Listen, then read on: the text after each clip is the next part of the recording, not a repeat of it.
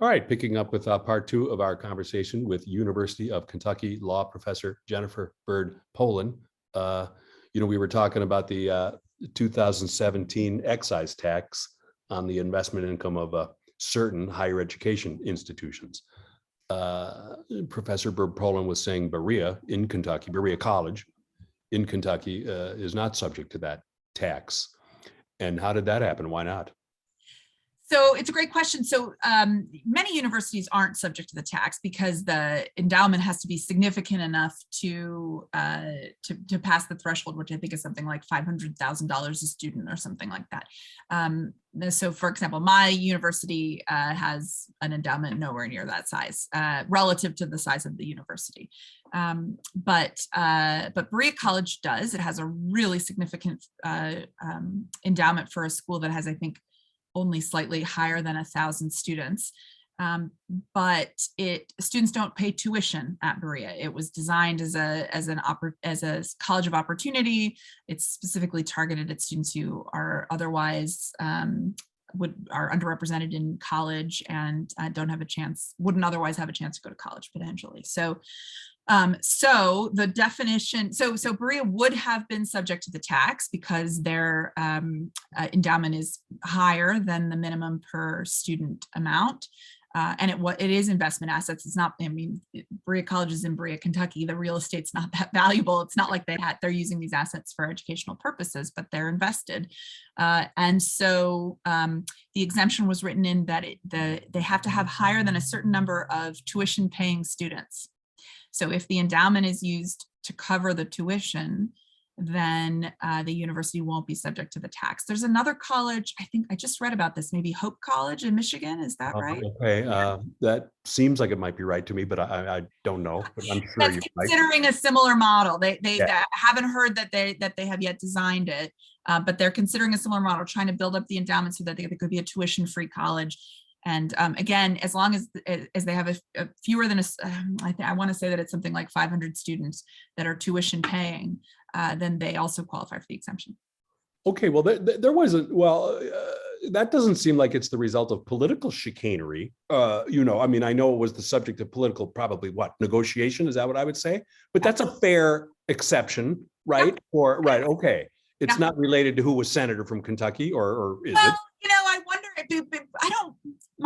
I can't imagine that Berea is on its own such a powerful political player. So in a certain sense, I think it does matter that Senator McConnell represents the state of Kentucky, because in Kentucky, Berea is a very popular school. I'm not sure how well known it is outside of the state. I think not that well known. It's pretty small, but I do think part of the reason that the adjustment was made to accommodate schools like Berea, I don't know how many of them there are in the country. I suspect actually not that many. Yeah.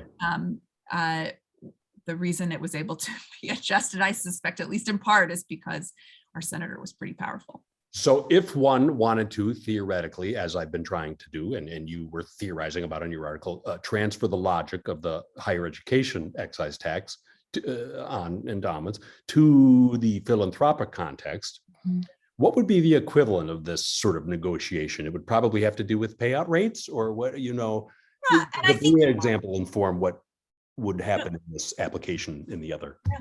It's great. So even here, it is not necessarily the case that these schools would have to pay the tax.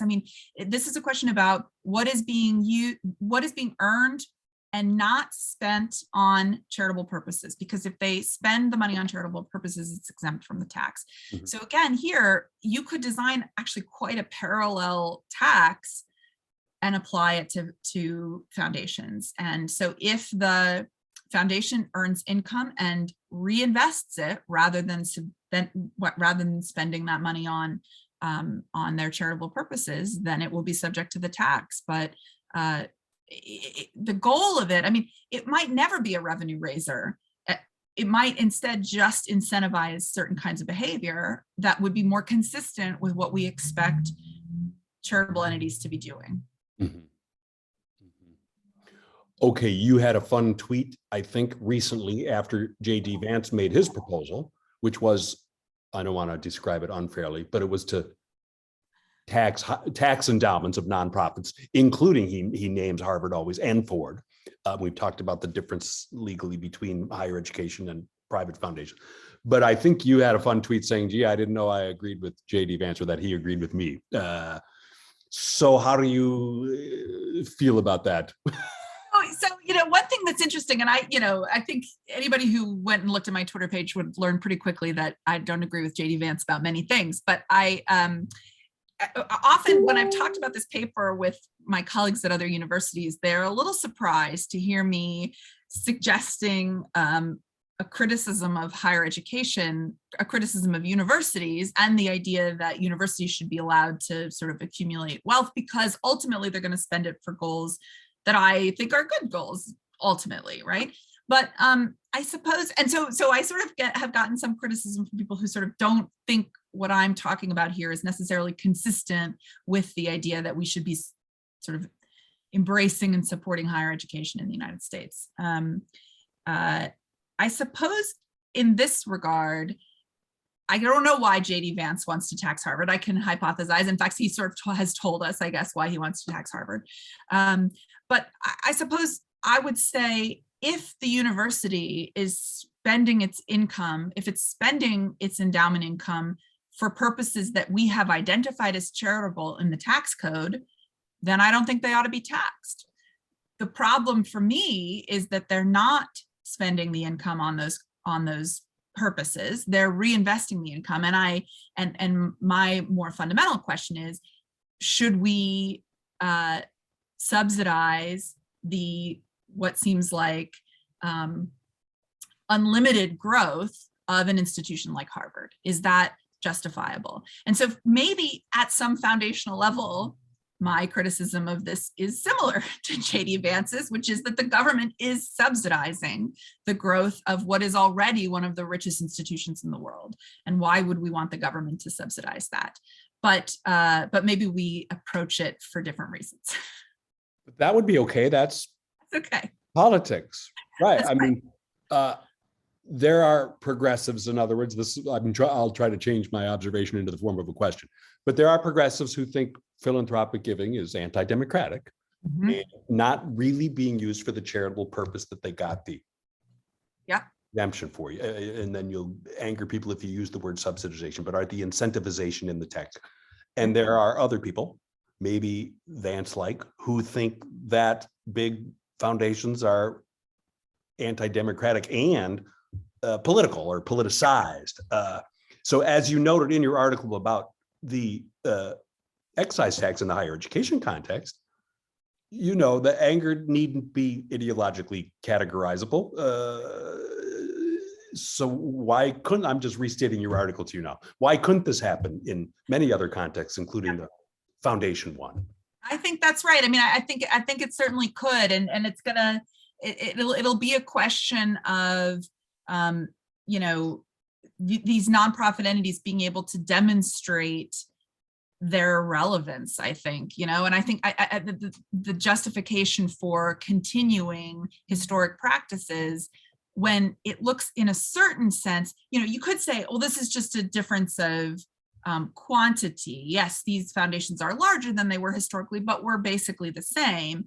And then maybe at some level, the question is there a difference of size that's so dramatic that it becomes a qualitative difference, that now these are different kinds of entities than they were when we were talking about, the local food bank or whatever. And maybe the answer is no. Maybe the answer is these are the same kinds of entities. But I do think that's starting to raise that question, and maybe from both sides of the political aisle.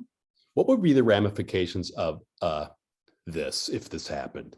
If I'm rich, or if I'm a rich foundation, make me an institution, I guess, a corporate person, and there was a tax on me because I'm large and politicized. I guess that's the question. But wouldn't I, if I'm so rich, wouldn't I just move it all into an LLC and it wouldn't matter anyway? I'd still do my politics just without the subsidization. Would that be bad, or would there be what would the other ramifications be, if any?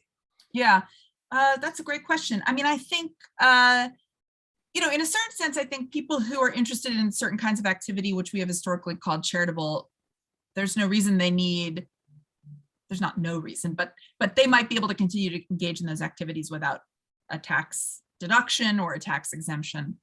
But maybe there would be less of it. And I think you're right. I think people who had significant amounts of money and wanted to continue to engage in this behavior, engage in these activities would do that.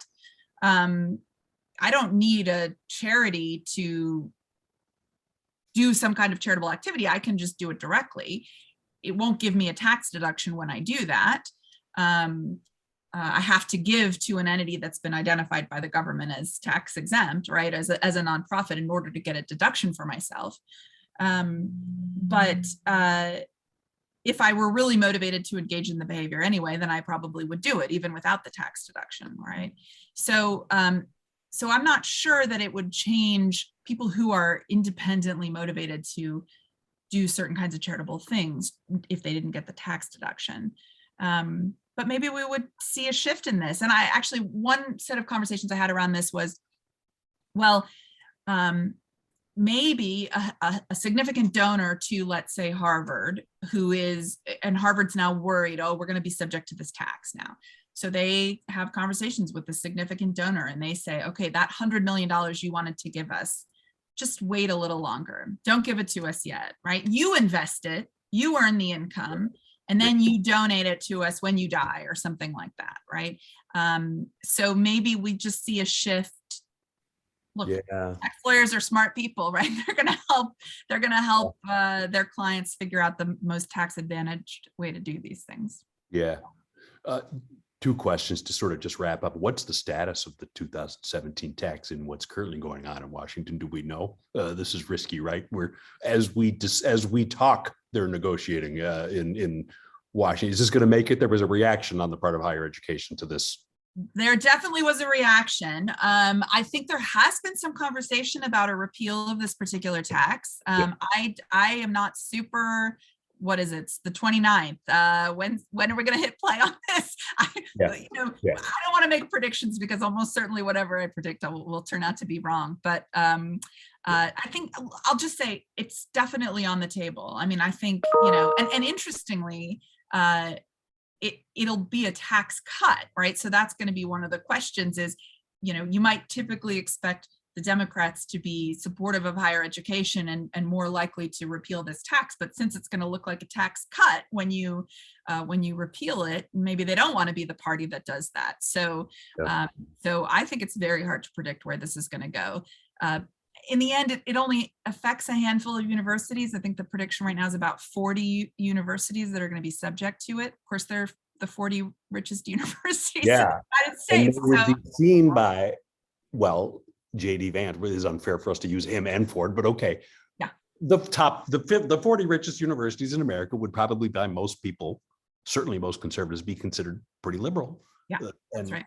Up to no good or whatever, but okay. And then the final question, are you going to keep following this issue, or is there another law review article buzzing around in the back of your mind, or I don't know, a book, a play, a movie? Yeah, that's right. Oh, a play. I'll have to get out. Yeah. I can barely keep my students engaged, but no, it is something I continue to be interested in. I mean, I think, in the article, I suggest this is just a first step. This excise tax is really just sort of a dipping of the toe into the water of thinking about taxing these universities and these endowments. So I am interested in continuing the conversation. I think there are probably better and maybe more comprehensive ways to think about this. This is a little, it's pretty narrowly focused, right? And maybe that's okay. Maybe these are the places where we're most concerned, but I do think it's, again, if we ask more fundamental questions about what is this tax addressing, what is it about the current status of these universities that we find problematic, whatever the reason is that we find it problematic, if we think about why, then it might lead us to say it would be appropriate to look at large foundations, to look at museums, to look at other places where there's a significant accumulation of wealth, and think about whether that might also be a place to look to tax. Well, Professor Jennifer Bird-Pollan of the University of Kentucky, thank you so much for taking the time to speak with us today. Totally. Thanks for having me. Thank you. I appreciate it. Thanks.